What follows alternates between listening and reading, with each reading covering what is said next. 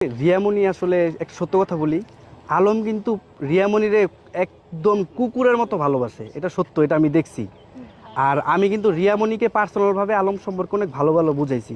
Side character যদি আপনার খারাপ বুদ্ধি দেয় কখনই কিন্তু মিল হবে না। আর একটা সংসার কখনো ভাঙা উচিত না, ভাঙা ভালোও না। তো সেই ক্ষেত্রে রিয়ামণিকে আমি অনেক হেল্প করছি। আলম মানে রিয়ামণি কিন্তু সাকসেস, আলম তো দেখছেন যে এত কিছু করার পরে হচ্ছে পাগল হয়ে আসছে। আর ছবিটার কথা বলছেন, এটা হচ্ছে একটা প্ল্যানিং করা, ঠিক আছে, ওইভাবে প্ল্যানিং করে তুইলা তারপরে এটা শুধুমাত্র আলমকে পাঠানো হয়েছে। ও তো একটা শেষে নষ্ট একটা, ও আবার সবাইরে পাঠিয়ে দিছে, ওর নিজের ঘরের বউরে সবার কাছে পণ্য বানাই দিছে। ও কি আসলে ভালো মানুষ? এই বউ নিয়ে আবার আবার সংসার মানে করতেছে। হিরো আলম ভাই আর রিয়ামণি তো এক হয়ে গেছে, তো সেক্ষেত্রে আপনি বললেন একটু আগে যে ইতি হচ্ছে একটা ভিডিওর ভিতরে বউয়ের স্বীকৃতি চাইছে, তাহলে বিয়ে করে নিচ্ছে না কেন, এটা কিন্তু আপনি বলছেন। হ্যাঁ, তাহলে এখন আপনি কি চাচ্ছেন যে ইতি আপু হচ্ছে হিরো আলম ভাইকে বিয়ে করুক, এটা আপনি চান নাকি চাচ্ছেন যে ইতি আপু হচ্ছে আপনার কাছে ব্যাক করে আসুক? দেখেন মানে সত্যি বলবেন, কোনো মিথ্যা বলবেন না, না। যে যারে ভালোবাসে সে তার কাছেই থাকা উচিত।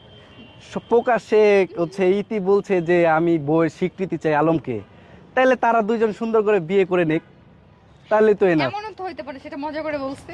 মজা করে এই মিডিয়ার সামনে কেউ মজা করে? আচ্ছা, আমিও তো আর মজা করে বলতে পারি যে ভাইয়া যেহেতু আপনিও সিঙ্গেল আমিও সিঙ্গেল, তাহলে চলেন আমরা আসলে কিছু একটা করি, তাহলে কি ওইটা কি না, সিরিয়াস হয়ে যাবে? ইতি যখন আমার সাথে ছিল ওর তখন পাকনা ছিল না, আর এখন হচ্ছে ওর পাকনা গজাইছে, তো পাকনা কোনোদিন নামবে না।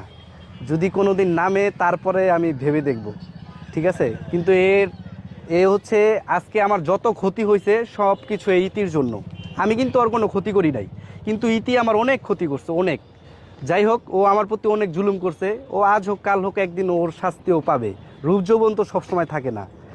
আর মেয়ে মানুষ রেগে গেলে, ছেলে মানুষ রাগলে কি হয়, বাচ্চা। আর মেয়ে মানুষ, ওইটা আর বললাম না, আপনারা কমেন্টে জানাবেন। আলমের প্রতি আমার বার্তা হচ্ছে যে আলম আমাকে কন্টিনিউ ঠেট দিয়ে যাচ্ছে, এই সমস্ত ঠেট মেডে আমি কাবু না, কারণ আমি এগুলাতে ভয় পাই না। সে যদি এখন আমাকে ইট ছুঁড়ে, আমি তাকে পাথর ছুঁড়ব, এটা কনফার্ম। আর সে হচ্ছে, আমি কিন্তু 3টা মাস তার অত্যাচার আমি সহ্য করছি, আমি ধৈর্য ধারণ করছি। কারণ এই কারণে ধৈর্য ধারণ করছি, আচ্ছা ঠিক আছে একটা সময় যায় লোকটা ঠিক হবে। সে তো ঠিক হচ্ছে না, একটার পর একটা সে করেই যাচ্ছে। এখন সে ভাবতেছে আমি দুর্বল, এই আছে সে আছে। আমাকে কালকে মেসেজ দিছে, এই তোর কোন বাপ আছে?